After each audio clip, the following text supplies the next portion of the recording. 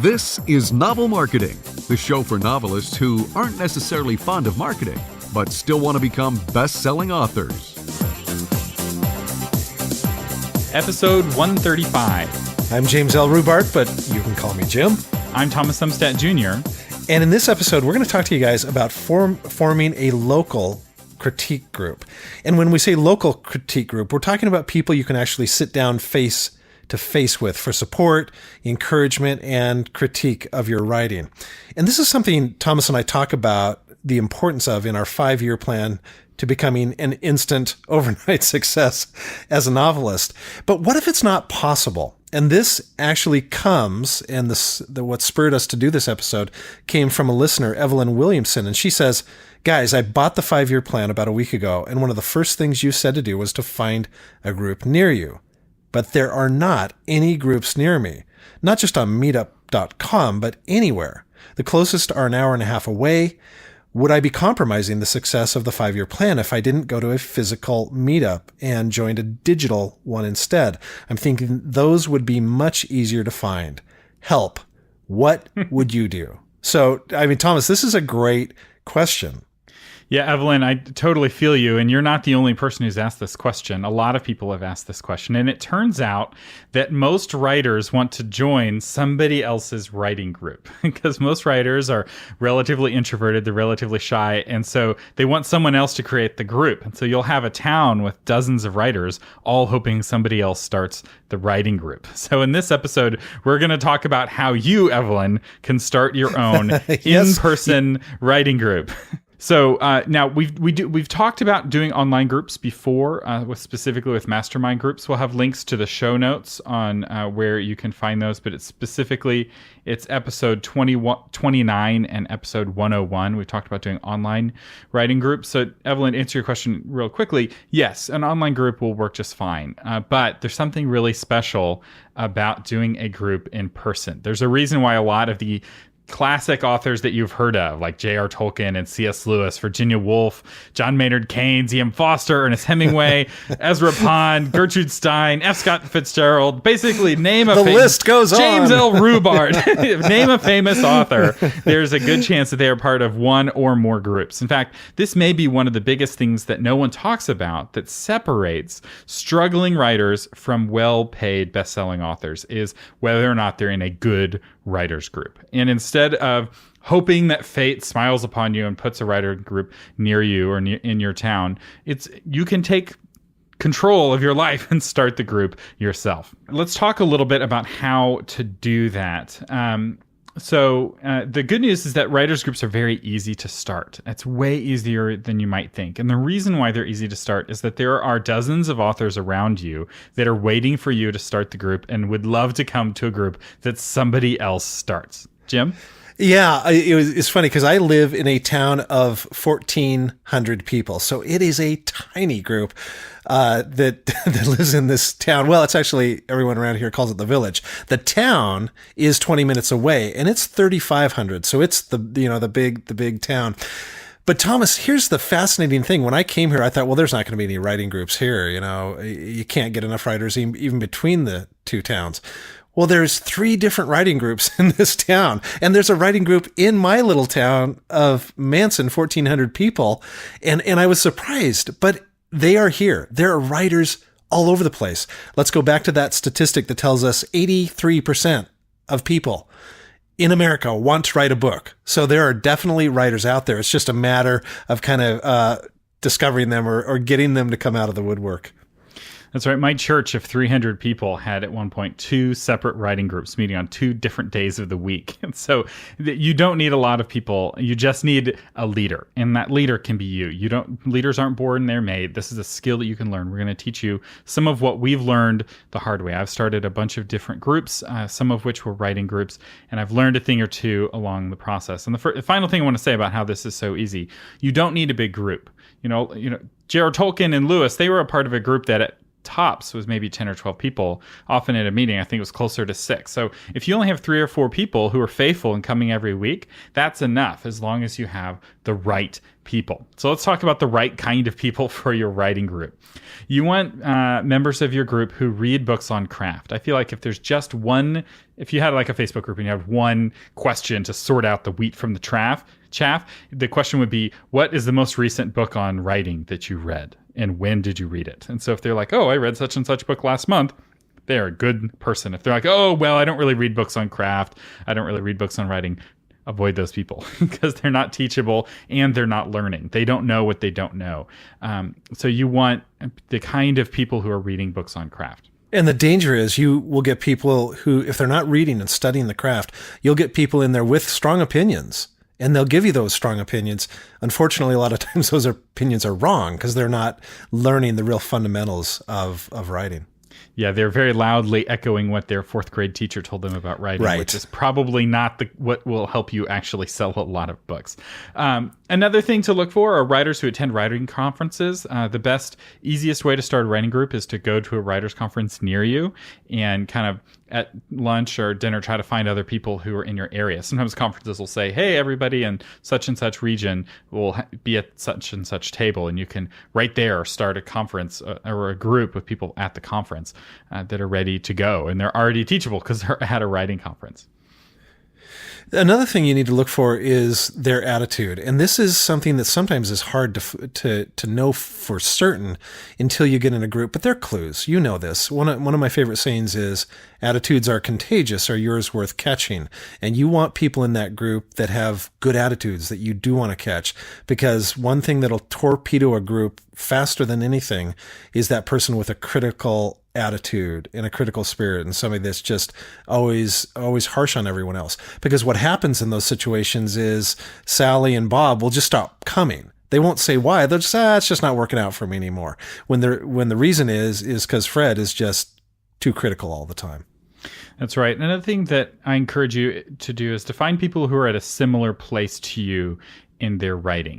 If you have a few books out and everyone else is just getting started, that imbalance can create friction and jealousy. And now it would be great if you're in a group with a bunch of best-selling authors, although they may be dealing with entirely different questions and you're really struggling to keep up. We find this in school, actually. If you take a struggling student and put them in with a bunch of A students, often they don't perform very well because they just fall behind and they're never able to catch up. So ideally, you want to find people who are at a similar place with your writing so you can have iron sharpening iron. And at the same time, it's nice, and this is actually going to happen organically. Most times I've seen this in the writing groups I've been involved in, is you will have some people that are a little bit ahead of you, and you will have some people behind.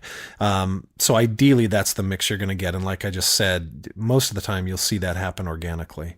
That's right. The main thing here to fight is envy. So even if you're all at the same place, that doesn't mean that, a year from now you will be at the same pace. Most likely you as the leader are going to see more success because there's a lot to be said about the power of motivation when it comes to continuing writing. If you're leading a writing group, you will be writing more. You will be writing better just because you have the expectations of the group on you, and that's going to cause your career to advance. And the key here to keep them from being envious of you is you have to be the person who's the most successful has to be the greatest servant. They have to be the most generous with their time. And if you can model that, other people in your group will model that as well. And finally, another thing that's helpful, this is not a requirement, but it helps, is if they're writing to a similar audience than you. So, maybe you're all writing in the same genre and that could help. But what's even more important than writing in the same genre, in my opinion, is writing to the same group of readers. Because if I'm writing to 12-year-old boys and you're writing to 50-year-old women, we may be giving each other the wrong advice when it comes to the craft, right? There's certain things that 12-year-old boys are looking for that 50-year-old women will roll their eyes at. And you need to have people who are able to tell the difference. Unless, of course, you write Harry Potter, and then the 50-year-old women will be, and the 12-year-old boys will be loving the same book. There you go. So real quick, avoid writers who think they know everything. So know-it-alls can poison a group, especially a critique group.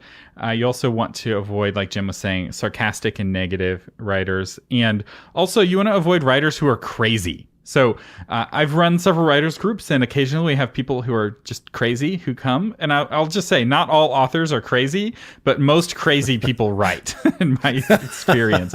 And good. so just keep good. an eye out for that. Crazies can make your group interesting, but sometimes it makes it harder to sustain it. So let's talk real quick about the different kinds of writing groups. Our focus with this episode is primarily on critique groups to help you improve your writing, and that's the focus in our course, especially in the early years.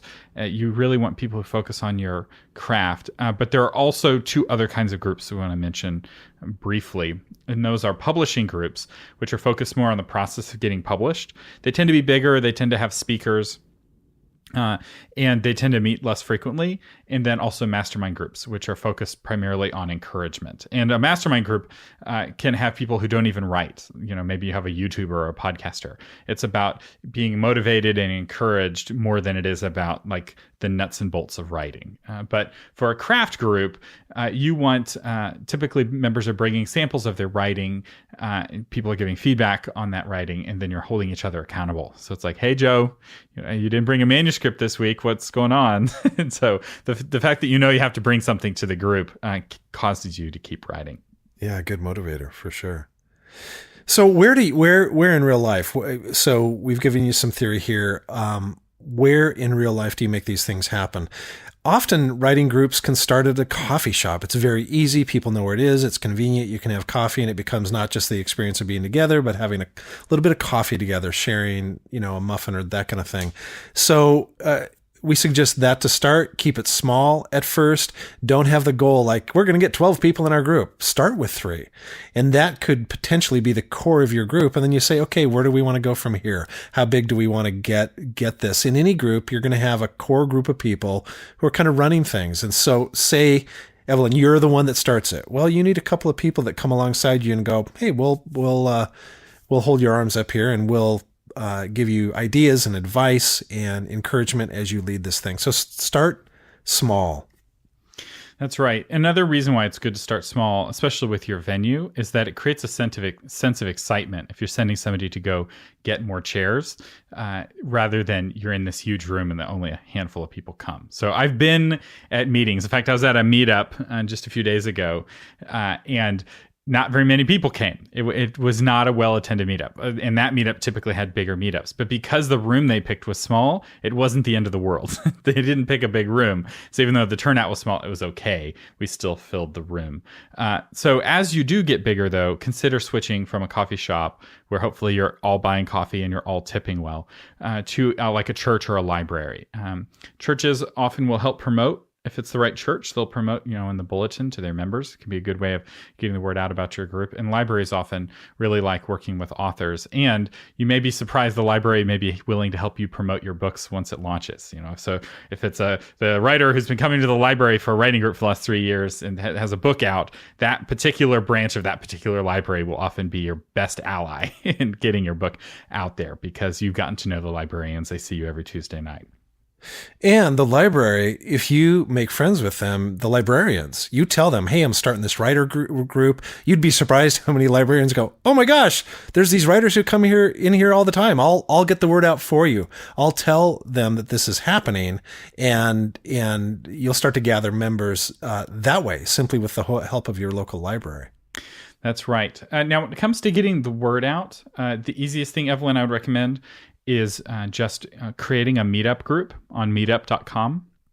Meetup will email everyone on Meetup who's interested in writing in your area. So when you set up a Meetup account, it asks you what your interests are. And so all of those introverted authors who are waiting for somebody else to create a group, probably many of them already have Meetup accounts. So that's the easiest way to get the word out. Libraries, of course, can help. And we have a course. We haven't mentioned this yet, but Jim and I have created a course on how to start a writing group. Or I did the lion's share of the work on this, and it's an actual video course. And if you'd like to buy it as a standalone product, it's $30. Patrons, of course, get half off. But if you have the 5-year plan, you get it for free. So Evelyn, you're going to get our full course, and we'll go in specifically how to get members for your meetup group. But let's talk right now about how to run the meeting. Let's assume that you already have 2 or 3 friends that you know in your area who write. Jim, what do you do kind of to get ready before the meeting starts? Remember, if I think I'm shouting, you're hearing a whisper. In other words, you send out one reminder and you think everyone's going to show up. Not the case. Send out, as Thomas would phrase it, an uncomfortable number of reminders. People need to be reminded. And if they don't want to come, eventually they'll go, you know what, this group isn't for me. You can take me off this list. But people do, in this day and age of being assaulted by so much social media and so many emails, they need to hear it a number of times. So don't be uncomfortable to do that. The next thing you should do is bring name tags, especially when you're just starting out, because we are introverted for the most part. Authors are, and it's like, oh gosh, I should have remembered her name and I don't remember it. It's so nice to see the name right there, so you can start to call each other by name, which, as you know, breeds a sense of familiarity and being comfortable with each other. So another thing you can do is to make it run smooth is prepare an outline and an agenda ahead of time. Now it might go in a different direction and you might digress into a really great discussion on A, B, or C, and that's great. But if you have an agenda, that tells the people that are coming, oh, this is really serious. There's been some thought put into this, and I'm comfortable because I get a feel now on what's going to happen. There's no surprises coming, and oh, it looks like we're going to end at this time. One of the most frustrating things for people is when they come to a meeting, they go, okay, now when is this thing going to end? If it's right there in black and white, it makes people enter in and ease into the writing group a lot easier. And this will also help you. Knowing that you have the outline on paper will allow you to relax a little bit and engage with the people instead of being like trying to remember, okay, what are we doing first? What are we doing second? So make it easier on yourself. Put it on paper. And another thing that's good is to have some sort of icebreaker prepared ahead of time. So put on that agenda an icebreaker to kind of help people get to know each other. So remember, your group is going to be full of a lot of introverted, shy authors. They're not all going to be shy. Every once in a while, you come across an author who's not shy, but a lot of them are. And you want to help them relax a little bit because they're sharing their writing. It's a very scary thing, and they have to feel comfortable to do that. And so you want to have some non-writing related icebreakers. You know, the easiest one is everyone goes around and gives their name and what their favorite kind of ice cream is or what they had for breakfast. Something just to kind of help people connect on a human level, which helps them relax. Okay, so next, Thomas, we're prepared.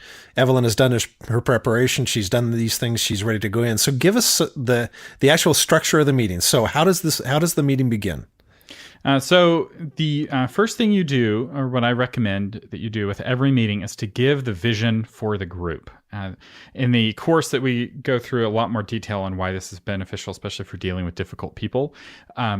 If you cast good vision, it heads off a lot of problems down the road. So you're answering the question, why are we here? So it can be something as simple as, we are on a team to help each other write better books.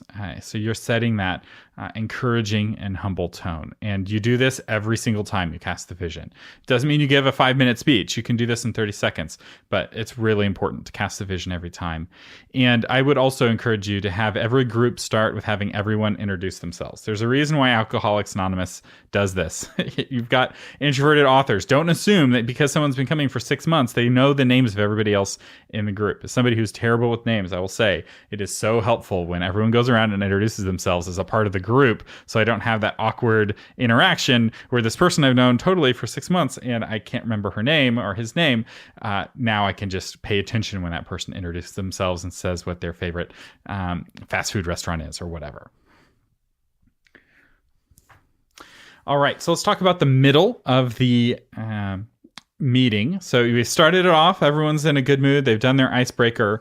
Now is when you have your activity planned. And there are different kinds of activities based off of what kind of group you have. So if it's a publishing group, somebody may speak.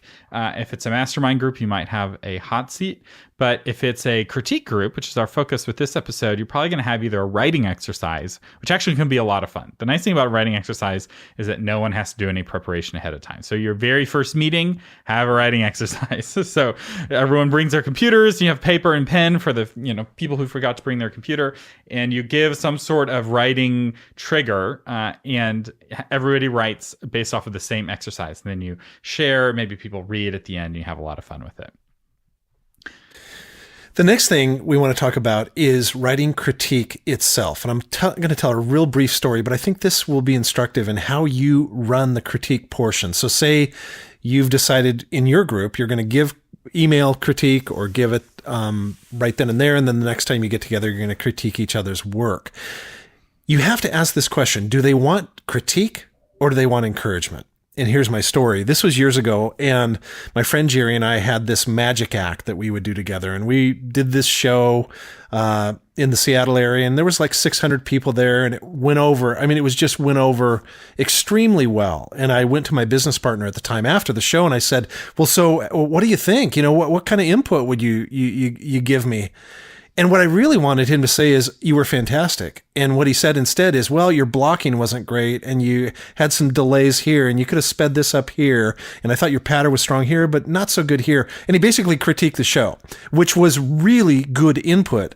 But what I wanted was not critique. I asked for critique. That's not what I wanted. So you have to be sensitive, especially starting out, that some of the people there, what they need most of all is just encouragement. You've risked showing me your writing. Now I want to give you encouragement. And so the sandwich method of critique is really important. And you guys are probably familiar with it. But the sandwich method is, I tell you something that I like here, then I get into the meat and I say, well, I think you could improve this and this and this here. And then you close with another piece of bread saying, gosh, this was really good. I really enjoyed this part of it. So all I'm saying is be really careful when you're doing the critique and make sure you have that bread on either side. Yeah, that's really important. And you need to model this as the leader. You need to go first when it comes to giving critique and be as positive, encouraging as possible.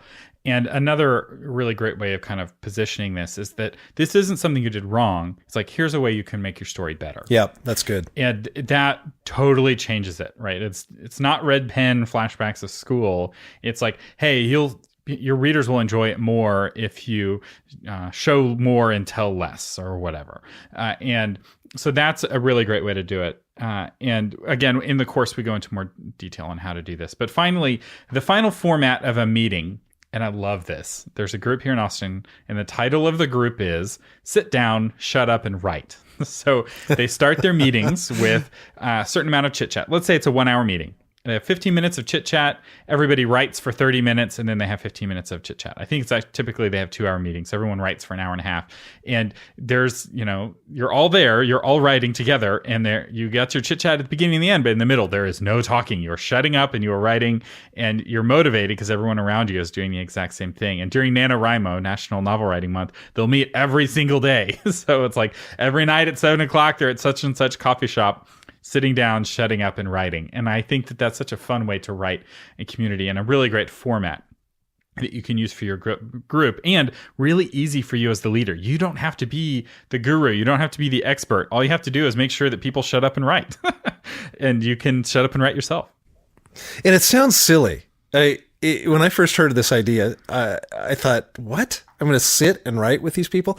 And I actually, when I've done this I did this with a couple of my critique partners, and it was so powerful to be sitting. It was inspiring to be sitting next to other people who I knew loved to write, and we're writing. And I'd glance. All three of us were on our laptops, and we just glance up, and it was the coolest feeling. So if you've never done that, I would encourage you to try it in your group. Yeah, you will find you do so much writing when you're writing in an accountable group like this. So let's talk about how to end the group. But first, we have our featured patron. So our featured patron is Lauren Lynch, which is a great name. I love that author name. So Lauren, thank you for being a patron. We appreciate it so much. She has the Time Drifter series. Lauren writes faith-infused historical fantasies created to challenge readers of all ages. She wants us to explore ancient civilizations like Pompeii and Cappadocia from a Christian worldview. You can join her newsletter, and that's the best way to stay in touch with her by going to her website, which is laurenlynch.com. lynch.com, and that's lynch.com. You can get free ebooks from her, you can get free updates, and you'll find a link in the show notes if that slips your mind. So again, Lauren Lynch with the Time Drifter series.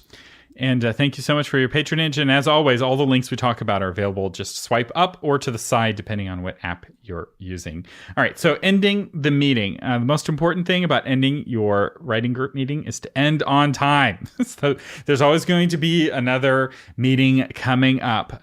So don't feel like you have an excuse to go over. It's important to end on time and end with people wanting more. So if you go late, people often get satisfied and then they're exhausted and they may not come back. Now, just because you end on time doesn't mean you should kick everyone out. Expect there to be post-meeting chit-chat. In fact, the sign of a healthy writing group is that they're post-meeting chit-chat. So when you get a venue, say you have the library room for 2 hours, have the meeting end 15 minutes before or 30 minutes before you're kicked out of the room. You never want to be the person kicking people out of the room as the leader. That kills the community you're trying to create.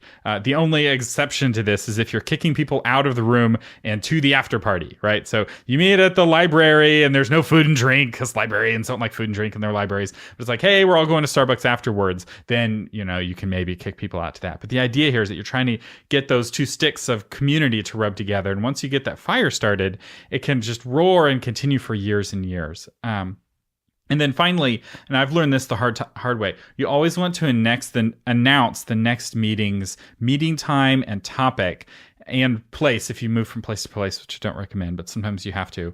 You want to announce all of that at the current meeting. So tell everyone why they should come back and where they should come back and when they should come back. This requires a little bit more planning on your part as the leader, but it really is helpful to have that figured out. So hopefully this is helpful. I realize that this is just an overview. If you want to learn more on how to do this, we have the course, How to Start a Writing Group. So this is based off of I've been doing this for 10 years of running writing groups and starting writing groups and other kinds of groups. I've run over a dozen different groups over the last 10 years. And everything I learned the hard way, I've put into this course, which is we're going to talk about what group format to pick. So the advantages and disadvantages of the different formats, where and how to meet in real life, where to meet online. So there's a whole segment if you have an online writing group, how to do that. We talk about how to find great group members. So if you're trying to grow your group and get bigger, I have a whole session just on that. We talk about managing the community in between meetings. So online tools, even if you have an in-person meeting, like how should people interact online in between and what tools to use, when to meet.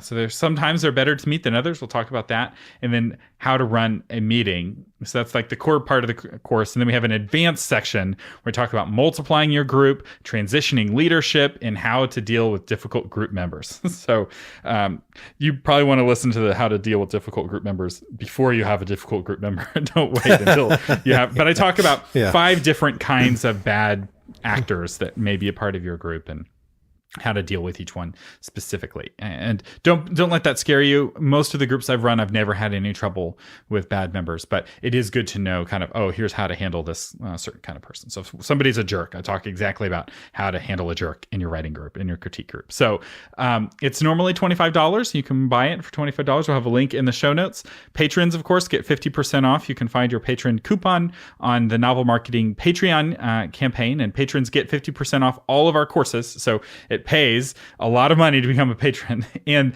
of course, if you already have the 5-year course, you will get this course added to that for free. So there's no reason. I know a lot of our listeners are going through the 5-year plan. There's no reason not to take this course and start a writing group. You have been listening to James L. Rubart and Thomas Umstead Jr. on the Novel Marketing Podcast, giving you novel ideas on how to promote yourself and your writing offline, online, and everywhere in between. Thank you so much for listening.